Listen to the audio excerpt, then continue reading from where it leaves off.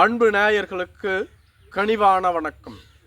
அதிமுகவின் 2 மாநிலங்களவை எம்பிக்கள் யார்? அதிமுகவில் மாநிலங்களவை எம்பி பதவியை பெற மிகப்பெரிய போட்டியே நடைபெற்று வருகிறது. சென்ற முறையே மாநிலங்களவை எம்பி பதவியை பெற்றுவிட வேண்டும் என ஜெயக்குமார் கடுமையாக போராடினார். ஆனால் இந்த முறை தான் எப்படியும் பெற்றுவிட வேண்டும் என எதிர்பார்த்திருந்தார். ஆனால் மாநிலங்களவை எம்பி பதவியை பெற்றுவிட்டால் 1 வருடத்தில் சட்டமன்ற தேர்தல் நடைபெற உள்ளது. அப்பொழுது இந்த பதவியை ராஜினாமா செய்ய வேண்டி வரும். எனவே மாநிலங்களவை எம்பி பதவியை தனது மகன் ஜெயவர்தனனுக்கு பெற்றுக் கொடுத்துவிட்டு நாம் சட்டப்பேரவை தேர்தலில் போட்டியிடலாம் என்பது போன்று ஜெயக்குமார் காய் நகர்த்தி வருகிறார். இது ஒருபுறம் இருக்க, எடப்பாடி பழனிசாமியிடம் மாநிலங்களவை எம்பி பதவியை கேட்டு பல பேர் போட்டியிட்டு வருகிறார்கள். குறிப்பாக அதிமுகவின் கொள்கை பரப்பு இணைச் செயலாளராக இருந்து வரக்கூடிய விந்தியா அவர்கள் தான் அதிமுகவில் அம்மா காலத்திலிருந்து எந்தவிதமான பிரதிபலனையும் எதிர்பார்க்காமல் தொடர்ந்து கட்சிக்காக உழைத்து வருகிறேன், எனக்கு மாநிலங்களவை எம்பி பதவியை நீங்கள் வழங்க வேண்டும் என அவரிடம் கேட்டுக்கொண்டதாக சொல்லப்படுகிறது. எடப்பாடி பழனிசாமியும் விந்தியாவிற்கு மாநிலங்களவை எம்பி பதவியை வழங்க தயாராக இருப்பதாக சொல்லப்படுகிறது. அதிமுகவில் பல்வேறு பிரச்சனைகள் எழுந்தபோது தொடர்ந்து எடப்பாடி அணியை ஆதரித்தவர் இவர். எனவே இவர் தனக்கு விசுவாசமாக இருக்கிறார். இவருக்கு எம்பி பதவியை வழங்கலாம் என்ற முடிவில் எடப்பாடி பழனிசாமி இருந்து வருவதாக சொல்லப்படுகிறது.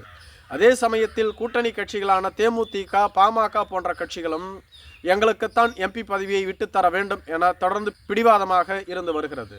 தேமுதிக அதிமுகவிடம் கேட்காமலேயே 18வது மக்களவை தேர்தலின் பொழுதே எங்களுக்கு ஒரு எம்பி பதவியை தருவதாக அதிமுக வாக்குறுதி அளித்துவிட்டது. தேர்தல் நெருங்கும் சமயத்தில் எங்கள் கட்சியிலிருந்து யார் மாநிலங்களவைக்கு தேர்ந்தெடுக்கப்பட உள்ளார்கள் என்பதை அறிவிப்போம் என அக்கட்சியின் பொதுச் செயலாளர் திருமதி பிரேமலதா விஜயகாந்த் அவர்கள் அறிவித்திருந்தார்கள். ஆனால் அதிமுகவிடம் இது பற்றி கேட்டபோது அனைவருமே மறுத்துவிட்டார்கள்.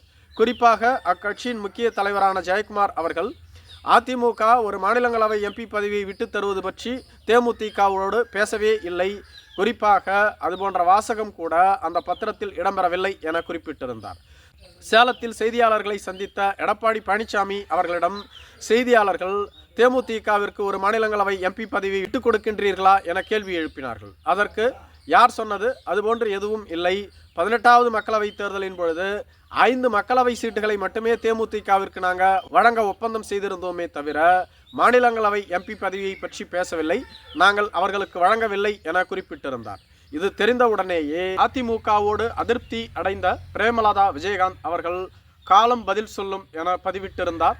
இதனால் தேமுதிகவினுடைய தொண்டர்கள் அதிமுகவை விமர்சிக்க தொடங்கினார்கள்.